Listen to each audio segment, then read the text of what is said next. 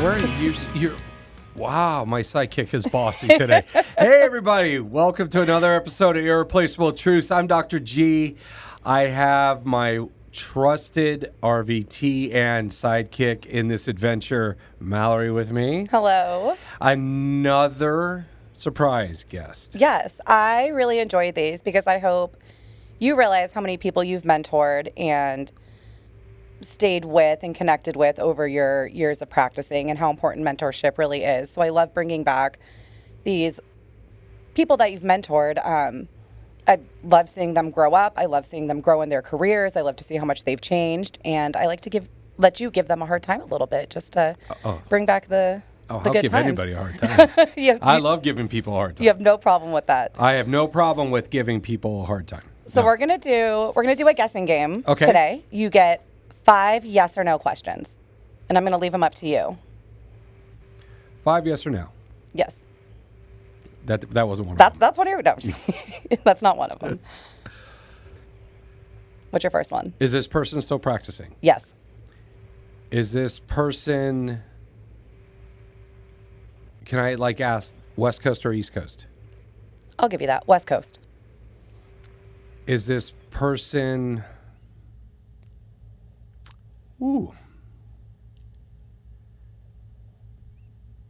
did this person stay on the West Coast for veterinary school? Yes. Oh my. Have I talked to this person recently? I don't think so. How recent? I don't Wait, know. these are supposed to be yes or no. No. No. I'll say no. Is this person a female or male? Male. Oh, that limits it. It does. It does. It does limit it. Yeah.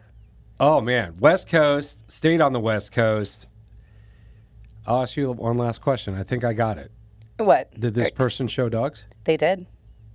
Oh, I know exactly who it is. Who is it? Aunders. You got it. Aunders! All right, put your headphones And on by the so we way, can hear yes, you. I did talk to him recently. Oh, you did? Oh, Yes. good. All right. I didn't know.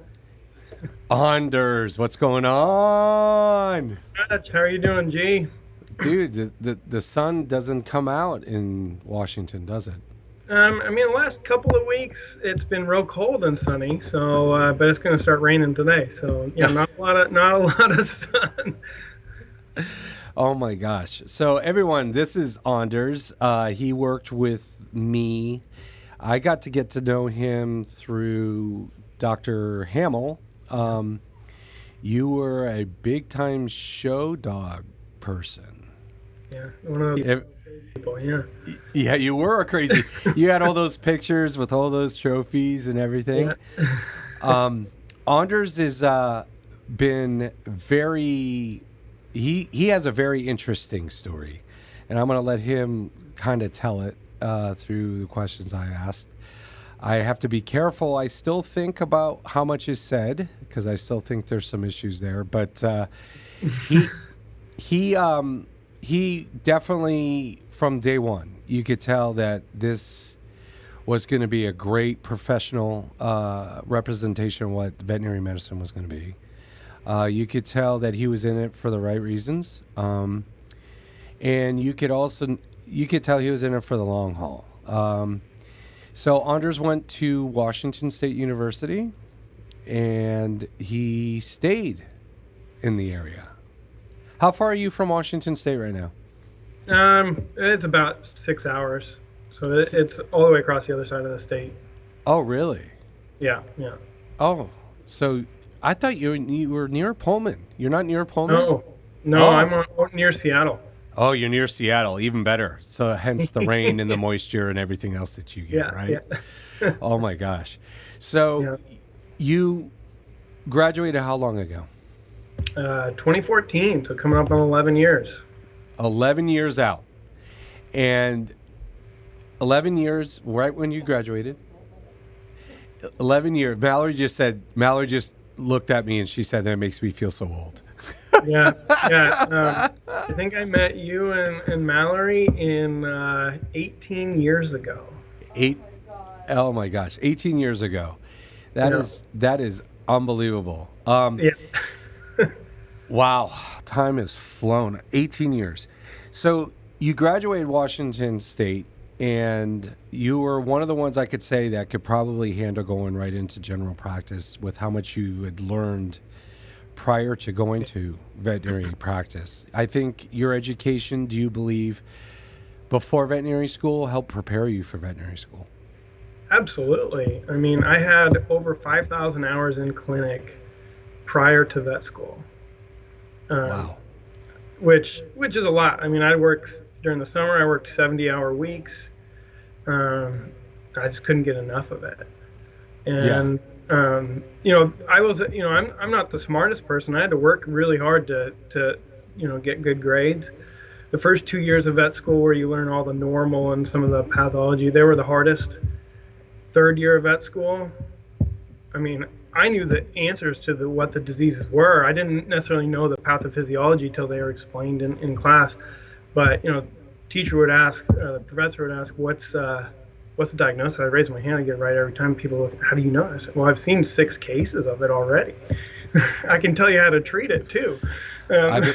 I've been through many C-sections. I've been through many, many different things you wouldn't even believe. So you were one of those vet students that were able to intubate the dog immediately. Yeah. Oh, yeah, absolutely. In fact, I remember during C-section, they had me scrub out of surgery and revive the puppies because their technicians didn't know how to do it. Oh, that's awesome. Yeah. I'm surprised they didn't ask you to stay there. I really am, because you were so prepared for what you were doing and what you were, going in. You reminded me of me. Well, I appreciate that. I had a few professors who were clinicians who said, "Are you sure you don't want to do an internship and residency?" I said, "Yeah, I want to do general practice." And they said, "Why would you waste your talents on general practice?" is what they told me. And I looked at them and I said, "You need good vets like me to send you cases." Exactly.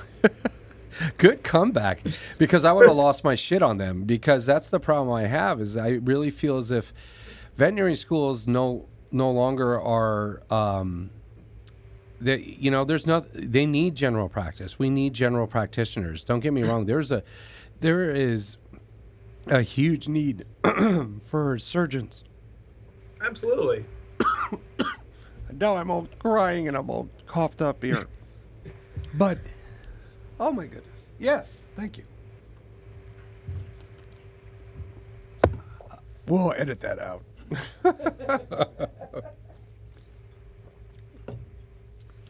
No, I mean, there's a huge need for surgeons. There's a huge need for internists. There's a huge need for oncologists, ophthalmologists. But that's not the job for everyone. Right. And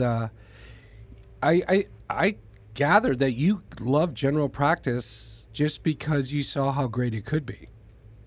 Yeah, I love it. I mean, every day it's fun to come to work. I mean, it's I couldn't imagine not doing it. And I saw that when I was working with you guys, how much you guys enjoyed it and how fun that was. It was kind of funny growing up.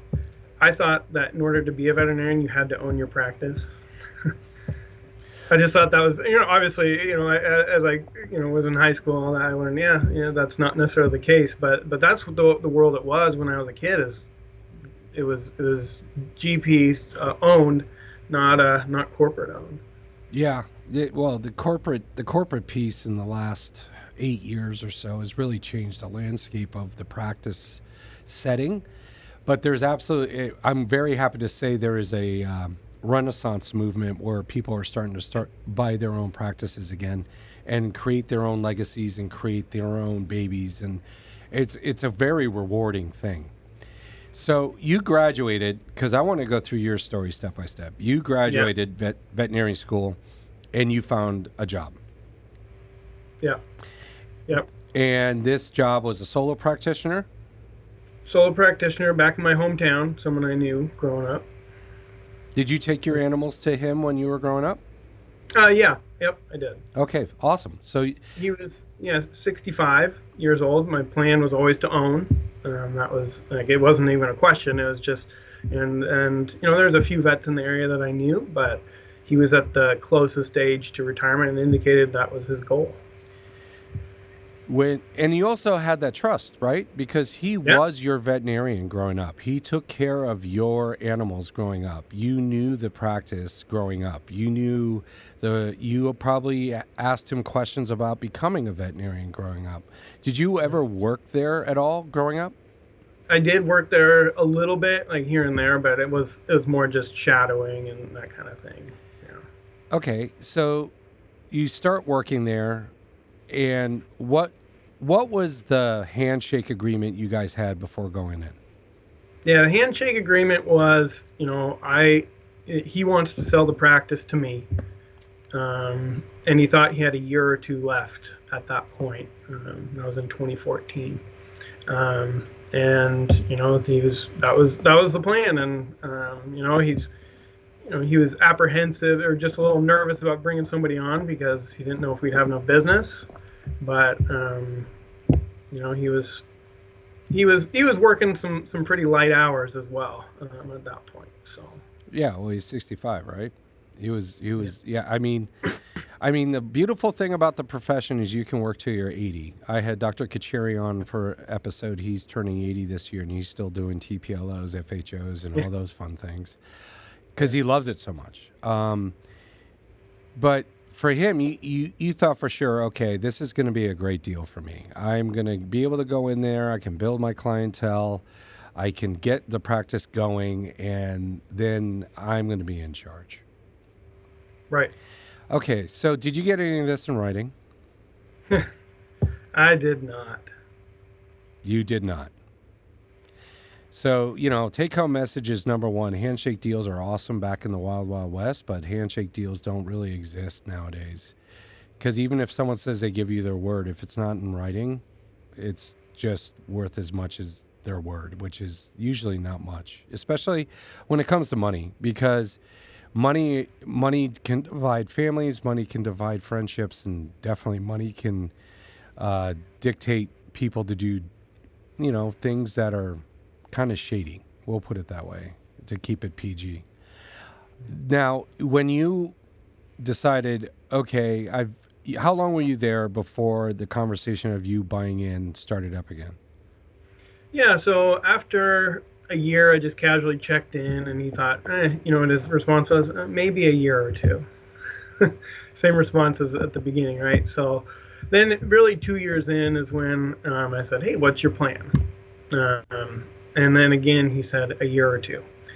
So after 4 years, I said, hey, you know what? I want to meet with you coffee outside of the practice, and I just want to just meet with you. And so I met with him, and I just said, hey, look, I just need to know your plan.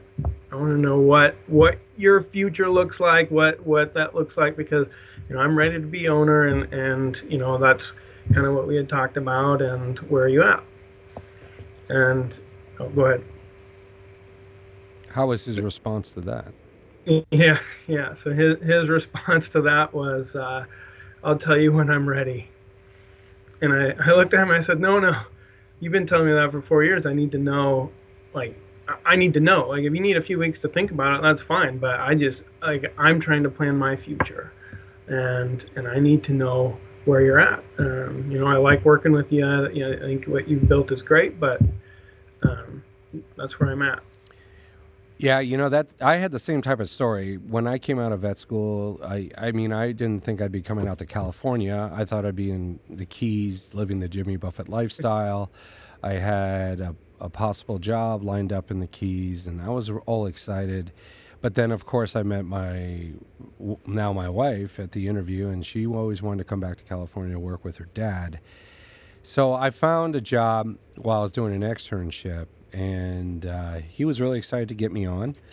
And but the thing is, I knew my worth, and I was not going to be a statistic as far as, we barely are getting paid, our student loans are so bad. I'm like, I'm coming out to California. The cost of living is about 3x everywhere else.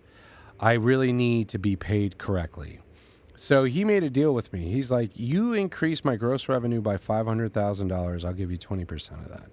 So I'm looking at about $100,000 bonus. Well, 8 months in, he realized that we are going to probably blow by that number, and he's been spending all the money that I was bringing in, and he started to cut his hours. He would only work 2 hours a day instead of his 8. So our income started to drop. And I totally caught on to it too, because I'm like, because I could watch. I mean, that's the cool things with these programs now, with Avamark, Impromed, Cornerstone, you name it. You can really follow the revenue, what you're generating, stuff like that. And I caught on to him quickly, and I called him out on it. And he's like, "Oh, well, I thought you wanted more freedom." And I'm like, man, I've been out for 8 months. I don't need freedom. I need someone standing here. I need someone helping me. I need someone dealing with all the staff that was upset. And so that, and even though I had it in writing, he still screwed me over a different way. Well, that's the thing. You can get it in writing, and it doesn't hold up. So, but at least I had something to fall back on when I walked out of there. And he ended up giving me a little extra cash when I left, just because he was worried about legal ramifications. But it's just because I had it in writing. Right. Yeah. Absolutely. Okay, so you had your coffee, and he said, "I'll let you know when I let you know." And you're 2 years in. Yeah. Okay. So then we set up another meeting for 2 weeks, and so I show up to this meeting without him telling me. He brings his accountant to the meeting, and he uses his accountant kind of as an attorney as well, even though he's not. And he says, maybe in a year or two. And I look at him and I say, well, that's not good enough. And then he hands me a contract with a non-compete in it, because I didn't have a contract going in. So don't non-competes, they don't fly in California. Do they fly in Washington?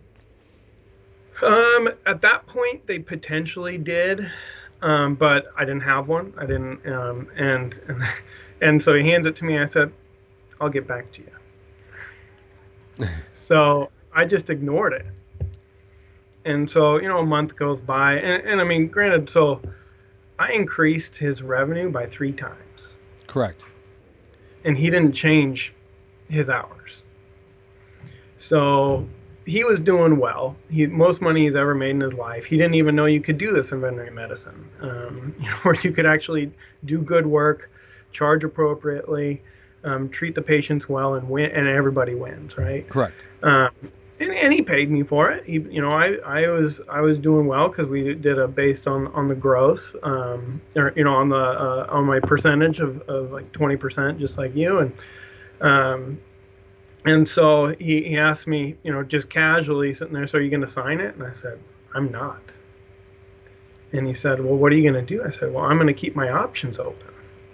And then nothing happened with him for a while.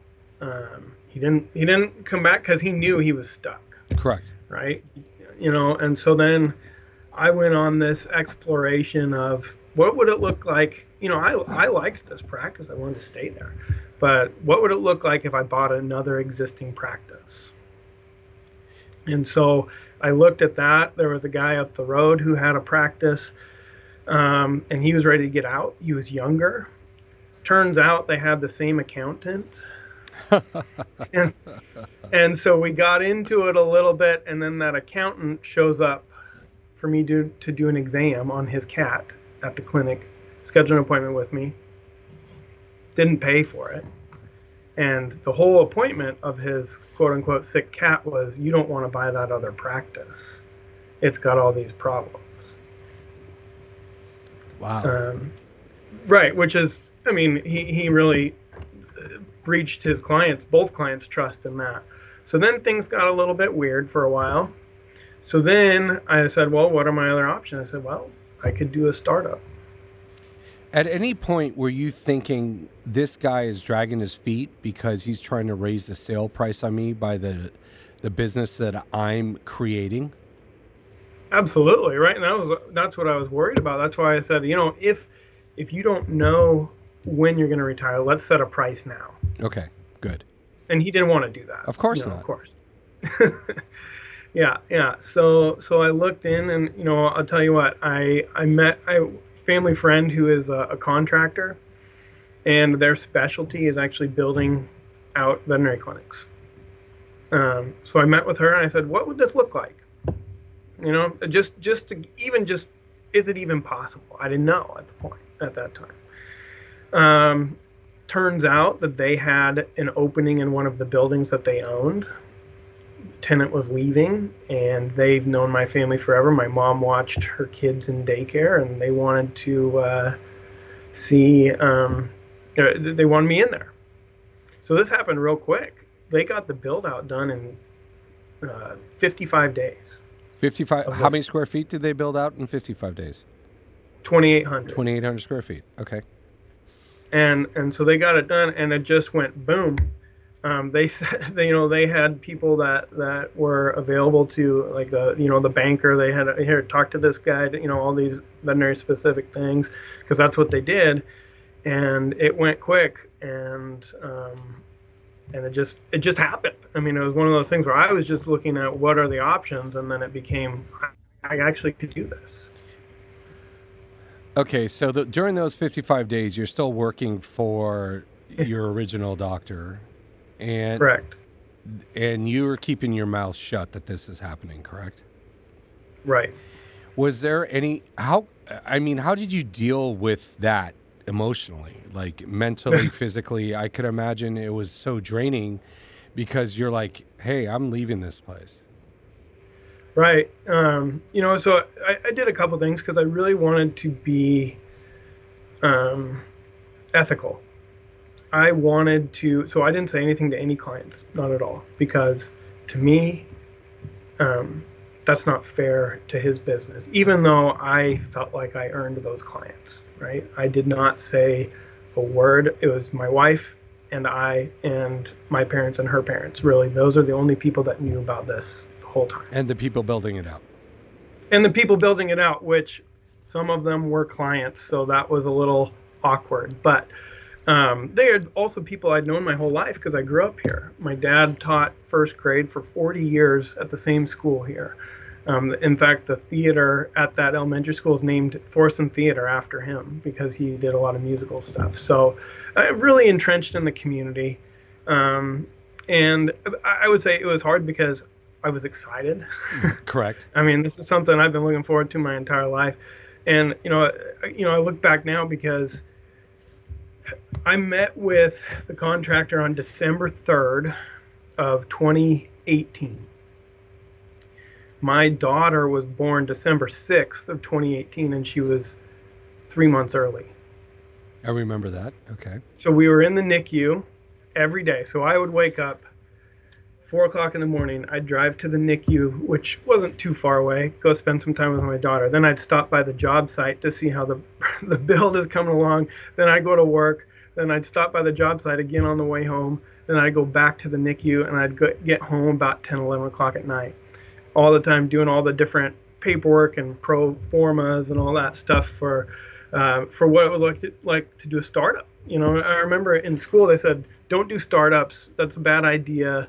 No one can make it doing a startup. So I came out of school being like, okay, I got to buy someone's practice. But I realized, no, you don't have to do that. If people are not giving you the opportunity they promised. So these are the same people who also told you don't go into small general practice, right? You need to specialize. Yeah. Wow. Exactly. And in school, they gave you absolutely no business direction either, correct? No, they had a business club, business class, but I mean, it's more, investing, things like that, which are, valuable tools. But nothing on how to read a P&L, nothing on how to look at profit, your gross revenue sales, how, what percentages your payroll should be, your rent should be, your inventory should be, the important things. Let's talk about, let's talk about 401k. Right, exactly. And and I'll say, I think one of the big problems, because our industry definitely has some issues with mental health, that we're seeing. And I mean, I think one of the biggest contributors, because imagine going through all this, and then you have $300,000 of student loans to pay as well, and then your car breaks, and then your refrigerator shuts down, and your whatever, the mental stress that could be would be incredible. Oh, I could just imagine. And a So baby in the NICU.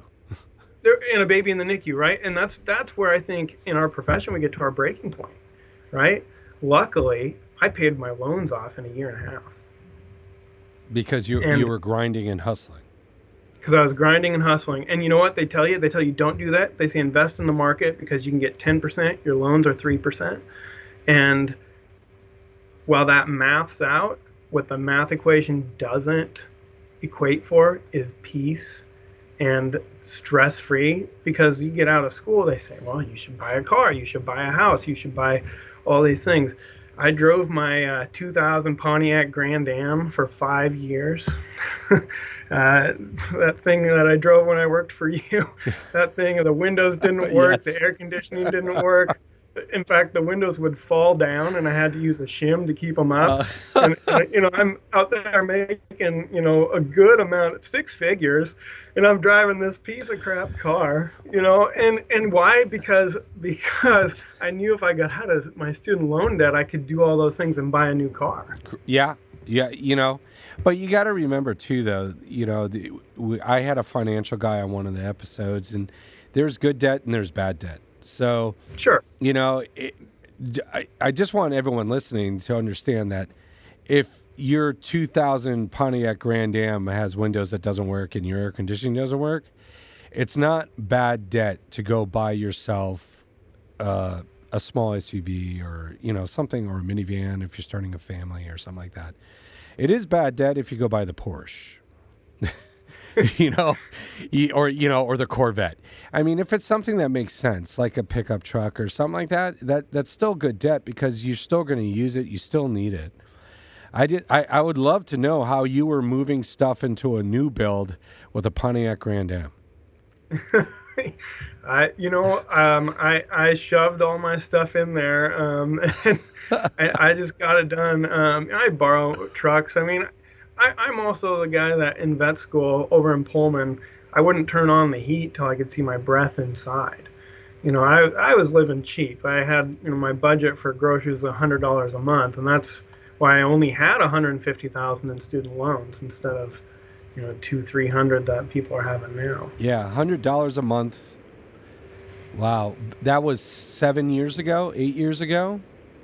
No, more than that. 10. No, 20. Yeah. 2010 to 2014. Yeah. So you get a box of spaghetti. So I a pound of spaghetti, and when I was first starting vet school, I'd eat a whole pound in one meal, and then I said, you know what? I could starve myself and eat half a pound, and that's double the meals. So I do stupid stuff like that. Dude, cup of noodles. You could get 10 cup of noodles for $1. You're better off doing it that way. The life of a vet student. Then I come out of school and I work, as much as I possibly can. Yeah. And not only what does a couple things, right? I see a ton of cases. Correct.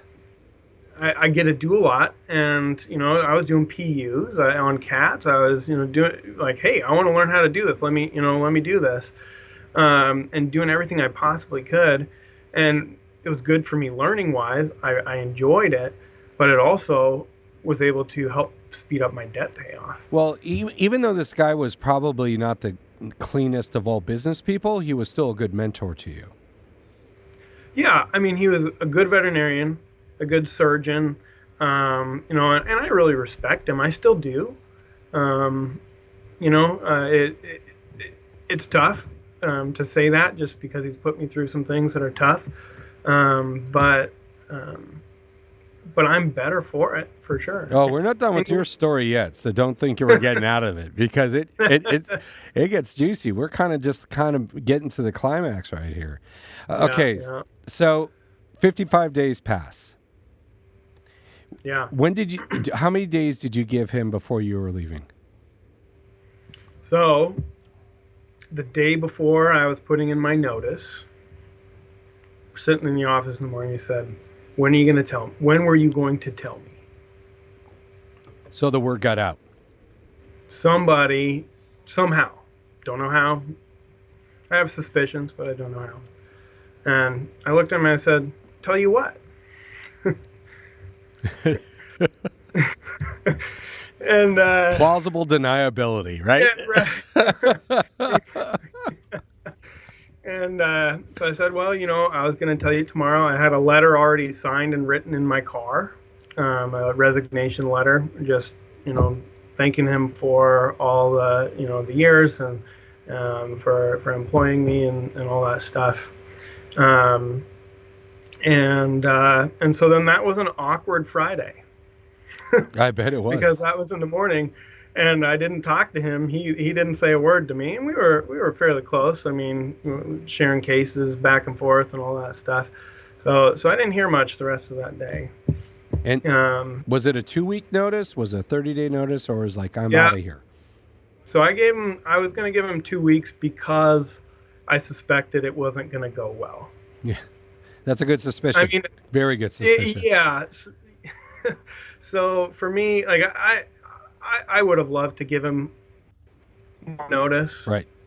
but I just knew it wasn't going to be good. And same time, I had a child in the NICU. Her first day, she was born, over $1 million was the bill for one day. That's incredible. I mean, luckily we have insurance, right? But over $1 million, and I mean, not once did I ever think that I was going to fail at the startup. I should have. I should have been like, "Hey, what if this doesn't work?" But nowhere did that wasn't even on my radar. But but you had that. You're an entrepreneur. You had those thoughts. It's not like you didn't think in the back of your head, "Holy cow, what did I?" I'm pregnant with this. I can't get unpregnant. I am so deep Right. into this. You honestly never had in your mind, "Hey, this is going to work." Not that I recall ever think there was in my mind no chance that I wouldn't be successful. Okay. Wow. So I mean, you got to remember, Aunders, being an entrepreneur in general is a risk taker. So you're okay with the risk. Apparently, and maybe I was sleep deprived with the baby and all that stuff. Correct. But I mean, it wasn't even a question of would I succeed. It was how long would it take for me to basically need to hire somebody else. That's the attitude I'd love to hear. Okay, so let's for the listeners, tell me geographically how many miles apart are the two practices? They're 2 miles apart. 2 miles apart. So this is small town, 2 miles One apart. end of town to the other. Completely opposite end of town.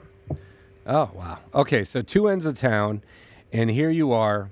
So how long did you last? Did you last those 2 weeks? No. I showed up the next morning, and he said, "You have 5 minutes to get your shit and get the out of here." You have 5 minutes to get your shit and get the F out of here. Okay, awesome. So that's a Saturday. Yeah. You open doors on Monday? I would have. The build wasn't quite ready. Okay. So yeah, no, I had 2 weeks. Turns out I needed those 2 weeks to get all the stuff put together, get everything finalized. But that's when stuff got real. Yeah. Well, during those 2 weeks, did you use that to hire staff or, put an ad out in the paper and all that fun stuff? Yep. So I kind of had some people kind of lined up already. I started with only 3 staff members total. 3, a receptionist, a technician, and yourself. No technician. An assistant. An assistant. Okay, so an assistant, a receptionist, yourself, and that's all you got hired. And you're like, okay, let's go. Yep. Wow. Okay.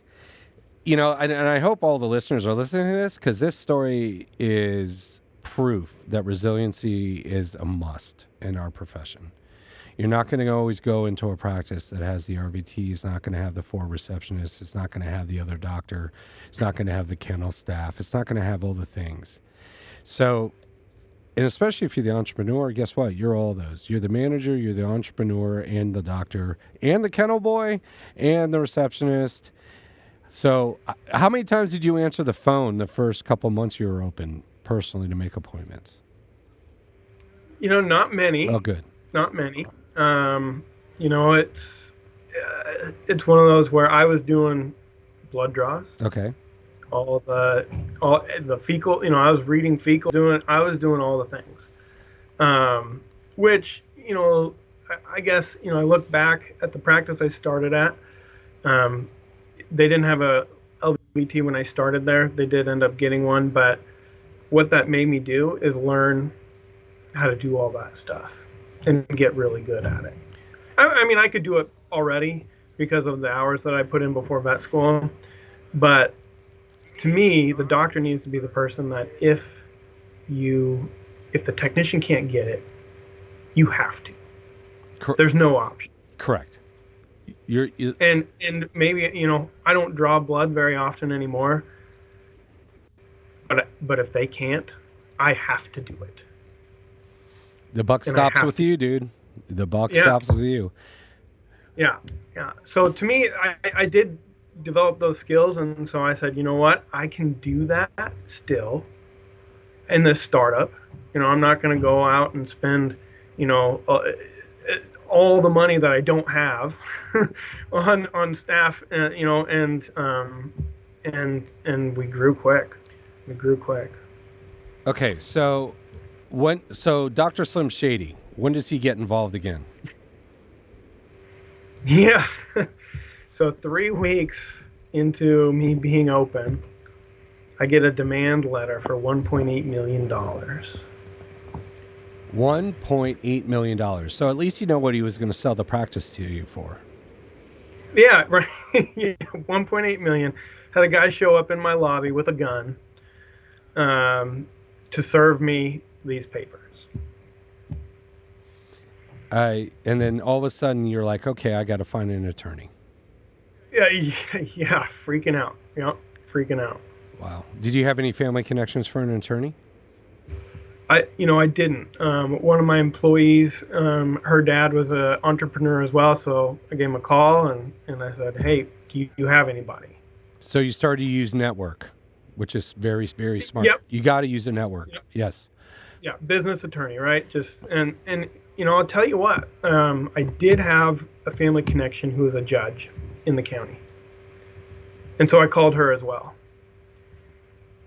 And she was very kind to help me. Right. Well, you didn't sign the non-compete, so I don't know what he had against you. Well, we don't know either.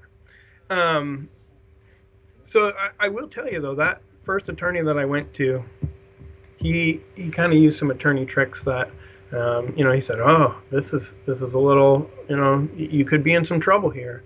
You know, all these, you know, words that made me think he's not really for me. Correct. So I switched attorneys. Good job. Well, I didn't switch attorneys until they actually filed the lawsuit a few months later, because he had been talking to this other attorney, and then all of a sudden we get hit with no negotiation, just a lawsuit. Awesome. So what year is this? Same year, but a couple months later. Okay. So now let's shoot to right now. Is this lawsuit still going on? It is. Still going on. Still lingering over your head. Is he still in practice? You know, I just found out that he was fired by the corporation that bought his practice at the end of 2024. Wow. Me and him have a lot in common. Yeah. Yeah, we have a lot in common then, because my corporate, they didn't fire me. They very nicely asked me to leave. And Yeah, I think they probably would have tried that. I think he just said no. oh, wow, so he got fired. So now he can file for unemployment. Yeah, potentially. I don't know how that works. I mean, they paid him $6.5 million for that practice. So if you, It wasn't worth that. well, no. Well, I mean, the thing is that these corporate groups are hitting everyone with huge multipliers. So, I Yeah. mean, he probably got probably about 8x, 9x what it was truly worth. But, but it is what it is. So your lawsuit's still going on. Is it getting any traction at all? No, we haven't heard from them in a long time. And, it's not affecting me at all. Right. And here's the thing that I know is if you have something, you go after somebody. I know they don't have anything because I didn't do anything wrong. Right. I will say I feel bad that he feels that way, that he feels that I screwed him over. But I know I didn't. I can sleep at night feeling good about the way that I handled myself, and that's all I can control. Right, but from an outside perspective, I think screw him. You had a kid in the NICU. You were, you were giving this kid. You were dragging him along. You were going to do a totally shady business deal by having him build up the practice and saying that was the practice, for what it's worth after all your blood, sweat, and tears you put into it. And this is a very common story amongst veterinarians that are trying to buy a practice. It's very important you set the price well before you start really truly getting into it. Like you stay there about, that's what I try. 6 months, and then you go, okay, let's set a price. Because if not, my recommendation is you just sit back and relax and just let the practice slowly cook like a slow cooker. And then once because if you hump a stump and you're trying to get there as fast as you can, they're going to use that against you in the sale price. Yeah. And honestly, I think, in hindsight, I think his plan was to sell to corporate all along, and he was using my numbers to do that. Now, thankfully, when we subpoenaed the corporate entity, they said that me leaving the practice had nothing to do with the sale price, did not affect it at all. So that helps me quite a bit, I think, in the legal realm there. Yeah, but you were gone for 3 years by then, 4 years, right? Well, no. We found out that he was not telling the truth, that he sold it in 2021. He sold the practice. Okay. But he kept saying in all the interrogatories that he was still owner. Right. So I told my attorney, I said, I thought perjury was a crime. Apparently it's not. Wow. Well, was he saying that under oath?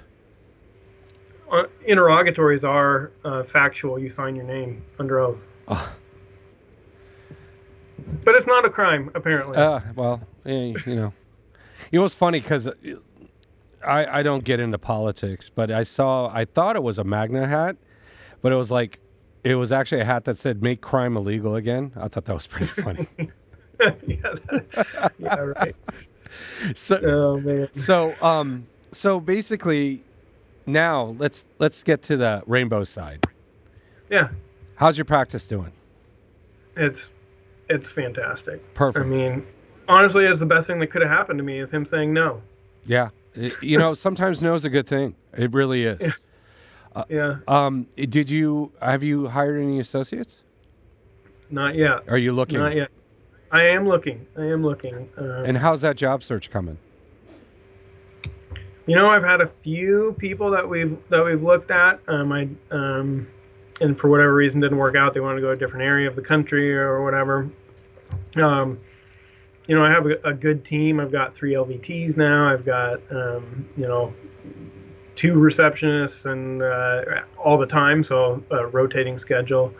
When I first started, though, I was working 6 days a week. Yeah. I'd get home, 7 o'clock at night, eat dinner, put my kids to bed, and do charts till 11. And I did that for 2 full years. And then I said, okay, I'm going to take a half day on Thursdays. And my wife was ecstatic. She thought that was fantastic. So I took a half day, which means that I got home about 3 or 4 o'clock in the afternoon. Yeah, exactly. Let's clarify. Half day is not 12. This isn't a banker's half day. It's a veterinarian half day. Yeah. Well, and to be fair, so we didn't know this at the time, but I opened in July of 2019. So what came in March of 2020 was the greatest thing ever for you. Was the greatest thing ever, but we didn't know it. Correct. At the time. Like, I had no idea what was going to happen. That's when the first set of fear was like, uh-oh. Are we 2000? See, for me, as soon as that hit, I was like, are we 2008 again, right? And I was ready to pivot because I knew exactly what we did, because I'm very proud to say we didn't get rid of any employees during the Great Recession. Mm-hmm. But I sat them down immediately, and I'm like, listen, we're in California. They're probably going to shut us down. I'm going to make sure that you all have full-time jobs and all your bennies. And, and then, of course, Gavin Newsom decided, at first that veterinarians were not first responders. They wouldn't let us stay open. But, he shortly changed that to like 2 days later, so we were open. We were the busiest practice within 10 miles of us because we did not refuse service to anyone for anything. Yep. Yeah, and neither did I. And things were starting to get busy for me, but they blew up. Looking back, how many of those clients did you keep? A great percentage? I think so. We knew the ones that were just calling around, calling 30 clinics and getting into wherever they were. But at that point, I'd take them too because I needed the business. And I think we did retain quite a few because, I'm 4 weeks booked out right now, do drop-offs every day. We only do drop-offs for our clients that have been in before and have a You're 4 weeks. With. You're 4 weeks booked out? Yeah. Okay, so what do you do if you have that emergency case? Do you have like little openings in your appointment book just in case? Yeah. Okay. So you're 4 weeks booked out for annual exam, general health checks, stuff like that. Yeah, exactly. And I just did a gastrotomy before I jumped on this. What did we get out of the gastrotomy? Well, the owner is unsure because they're not missing anything. There's no way the dog could have eaten anything. I did get part of a rubber Kong toy, and a lot of fabric. It's just not discernible as to what it was. My guess is a rope toy. She says she doesn't have rope toys, so I don't know. Just make sure you don't make it some sort of a women's garment, because she'll probably say, I don't wear that. And the husband will have some questions to wait for him. Wow. Yeah. Yeah. Well, see, gastrotomies are fun. They're easier than a spay. Absolutely. I agree with you. It's so easy to do. And they do well. They do, as long as you flush the abdomen. But, those are the hard skills. So it sounds like you're ready for an associate now, for sure. Absolutely. Yeah. Yeah. And then now, when you're interviewing these veterinarians that are these new vets, these early career professionals that are coming out, are you noticing a trend or any issues that are concerning to you? Yeah, it's tough because, the first thing they want to know is how many days they get off. Wow. Okay. So. And what's expected of them surgical skills. And I think it's got to be confidence, but I'm not sure. When I was in vet school, on an optional, a rotation where we just had to go to some vet clinic, I went to the Boise Humane Society. I did 100 spays in 2 weeks. And there's nothing routine about a spay. Let's make that clear. No, and I think everybody in the area sends me their big dog spays because we do 100+ pound spays at least 2 or 3 times a week. Wow. I sure you'll charge well for those too, because if you're going to be the only one doing them, you might as well take advantage of it. Yeah, I try and charge appropriately. I want to be fair. I guess that's the way I look at it. Charge for my time. But at the same time, I want people to still be able to afford veterinary medicine. Correct. Well, the cost of care conversation is completely different. How is the cost of care skyrocketing up where you're at? Oh yeah, TPLO is $10,000 here. Yeah, so it's about the same. It's about 12, I think, here. Seattle, right? So it's. We have Amazon, Microsoft, Google, and then farmers. So there's a big divide, right? Yeah. Wow. That, I mean, yeah, exactly. You get both sides. So I guess one thing I think is great is that I get I get clients in here who I grew up going to their farm where I saw my first calf being born, and they are proud to bring their dog in here, and they're not going to do some of those things, but they'll come see me where before they wouldn't even go see a vet. And then I get people that will spend more money than anybody else has, and they'll come into me too, and I can treat them well and not make them feel judged. I hear at least a few times a week people say, "Thank you for being honest." now, have you had any externs or anyone work through your practice while they were in vet Yeah, school? yeah. I've had a few. We do a lot of canine reproduction, so a lot of them are trying to get experience with that because there's very little in school with that. So we do have a lot that come through looking those skills, or a few, I guess I should say, not a lot. Progesterone's galore. Progesterone's galore. Yeah, yeah. But we're doing TCI and all that stuff as well. So. Oh wow! Look at transcervical implant. Look at you, Yeah. TCI. Yeah. Look, you're trying to fool the old vet over here. Hey, so do you ever do surgical implant, or are you always transcervical? I do fewer than I used to. Mostly doing transcervical now, but every once in a while someone wants a surgical. Mm-hmm. For whatever reason. If there's a dog that we feel like has endometrial cysts, we'll do a surgical. So Yeah, no kidding. Now, looking back into your veterinary preparation, is there anything you thought they were missing other than business? in school, Yeah. yeah, I think they were missing a lot. It's funny, you look back at vet school, what'd you learn? Yeah, I think the process, the way you should think about cases, the way to think through things. But there's lots of things that I never heard about in vet school that I knew because of all the hours I put in, and I did that consistently. Like I went and I was there, even though I did full schedule. Plus in undergrad, I got my undergrad in 3 years. And I didn't skimp on my schedule at all, but I still showed up. I was there at least once a week at your clinic, learning everything I could. Right. Be a sponge, right? Yeah. Yeah. I wish I could go back and learn that and then do with all I know now, right? I mean, you can glean so much. Yeah, I think my 5 years of experience before I applied to vet school, I learned more there than I did in vet school. I mean, vet school taught you like all the intricacies and the pathophysiology of issues, but I think how it taught me more about the soft skills, which I argue are lacking a lot in these new career vets. Like, Yeah. So if you were going to give the one thing that early career vets need to do now before they graduate senior year, what would you recommend? I mean, they need to figure out if they want to do what they're in school for. In reality, I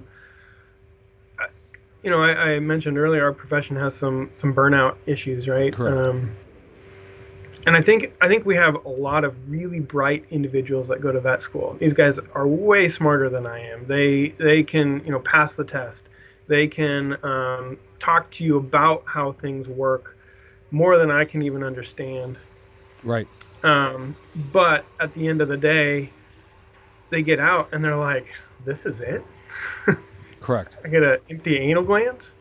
I get, and it's more than just that, but they get out and they're like, "Wow, I thought it would be different." And I think it's because they don't have enough experience before vet school to know what a vet does. Or do you want to be a surgeon or an endocrinologist or whatever? That's great. We need good people to do that. But I don't think they even know that. They just like, "Hey, I like animals. I'm really smart." I have a buddy I went to vet school at Washington State. They did a class rank system. They didn't give you grades. It was pass fail.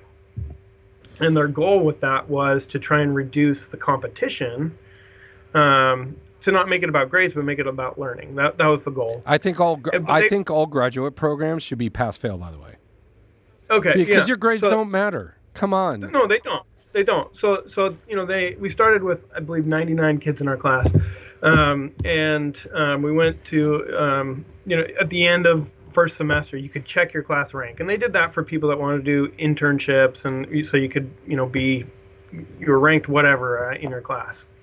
And my buddy, he's a great mixed animal veterinarian in Idaho now. He checked his class rank. By the time we graduated, there were no longer that many people in our class. What he was ranked. Well, I never checked mine but because I knew it wasn't good. Dude, the middle of the bell curve's fine, right? Yeah, right. C equals DVM. I mean, that's Right. what it comes down to.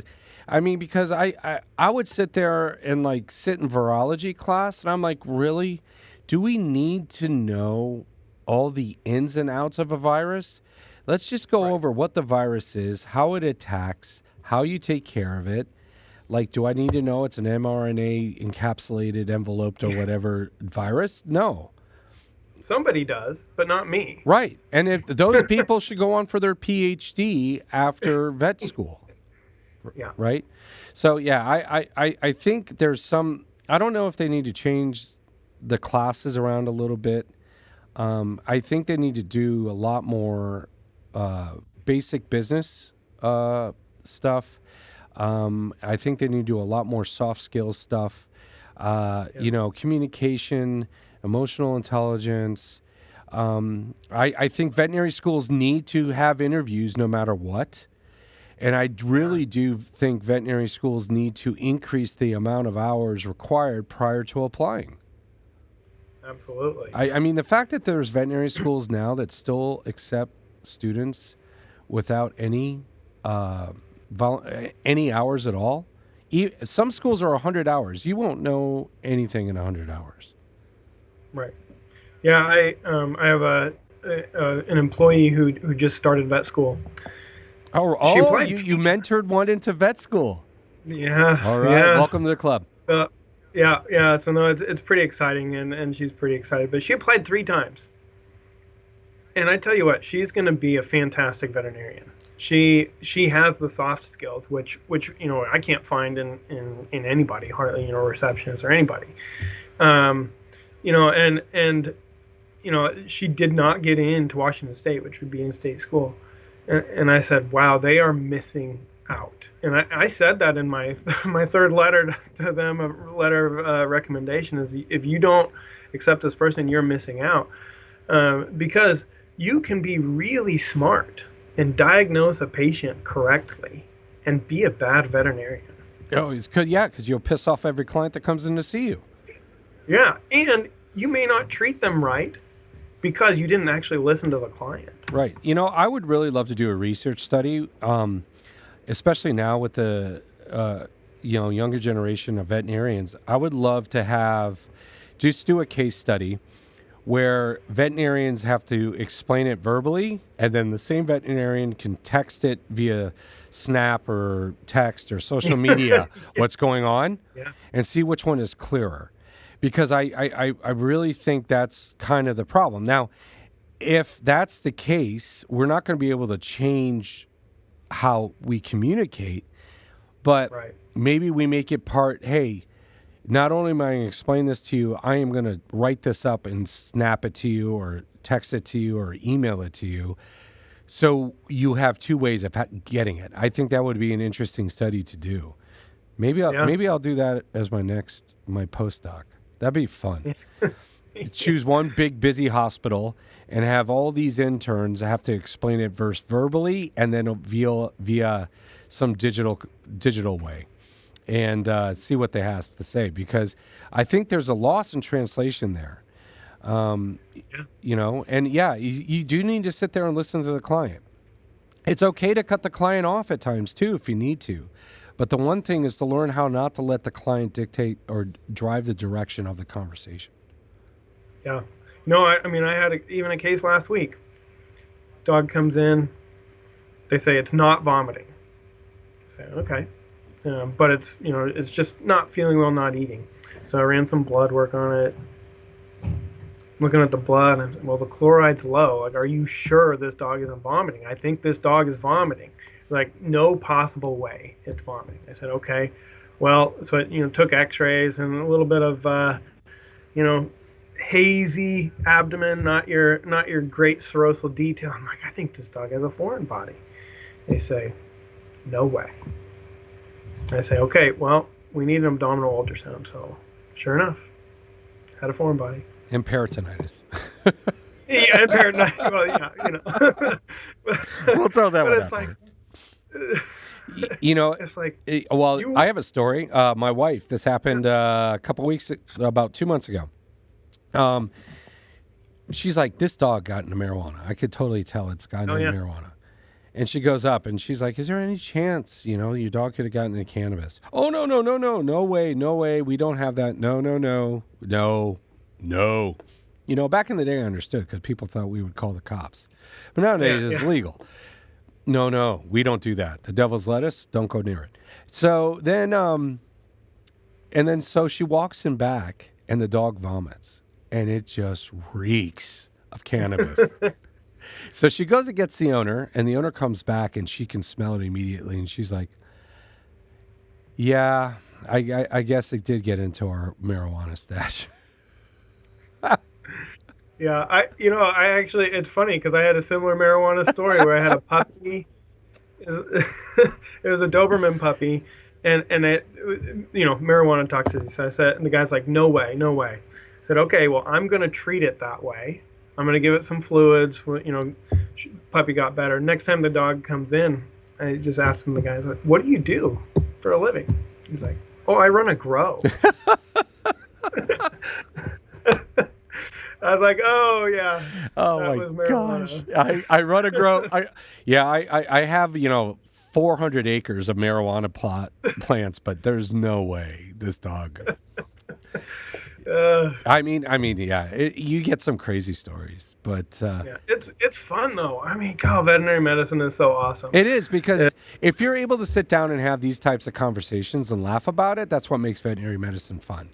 If these same things happen to you and you get so upset and you beat yourself up over it and you sit there and you ruminate and you just go over it your head and over and over again, it's going to kill you.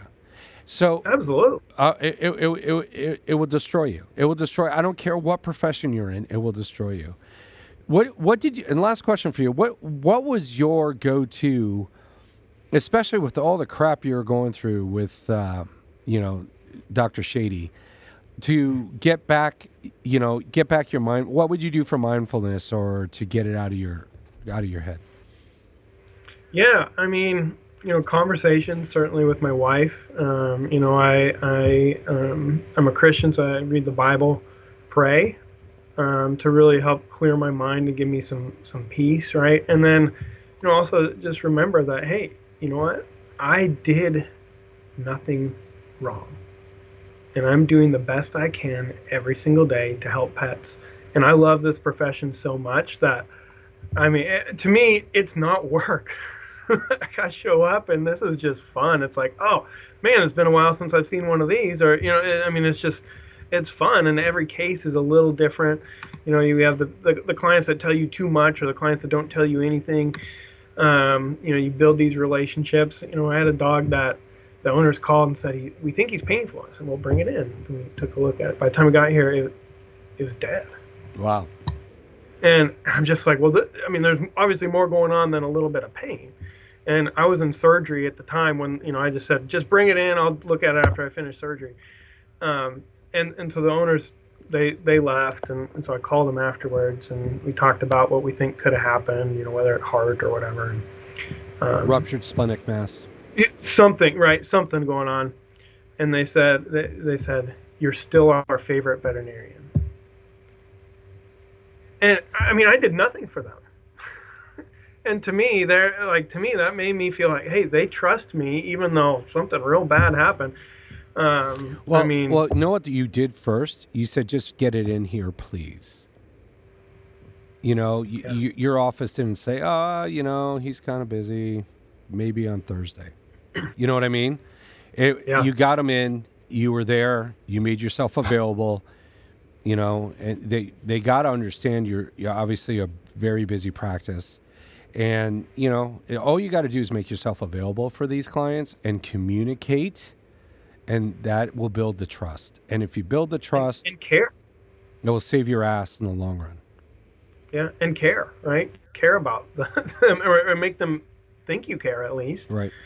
You know, and I will say, you know, the people that do come in, reps or whoever comes into our practice, other vets, they'll say, "Wow, your team is great. The culture is great," and that is what I set out to do: is to change the culture. I don't care what position you are. I think you can make good money working for me if you show your value. Yeah. I mean, I probably have one of the highest paid technicians in the country. Well, it's you know what? They're worth their value in gold. I mean, the greatest thing I did for my staff is I put them on whatchamacallit, a bonus plan, right?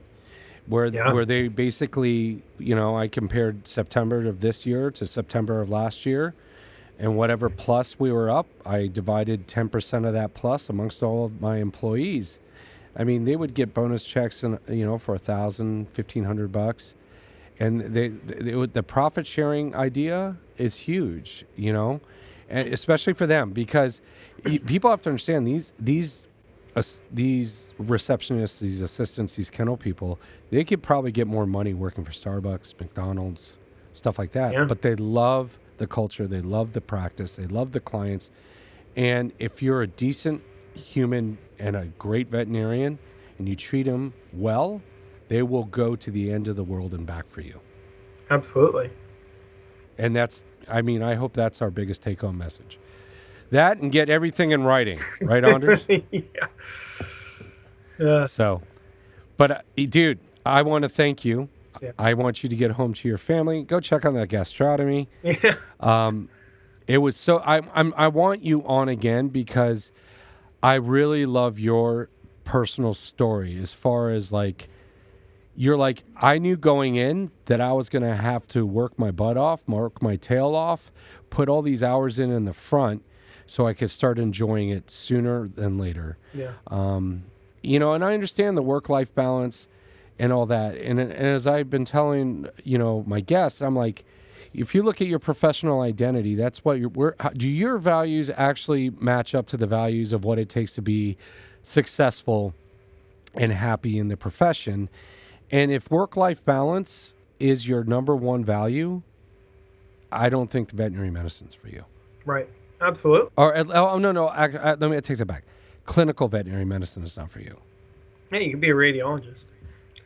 Radiologist, you can work for a lab company. You can work for a pharmaceutical company. You can go back and teach. I mean, there's a lot of things you can do as a veterinarian. You do not need to be a clinician.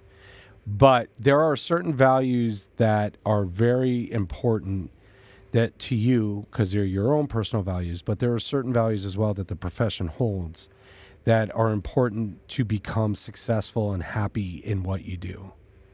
Yeah. And work-life balance, unfortunately, is probably number 4.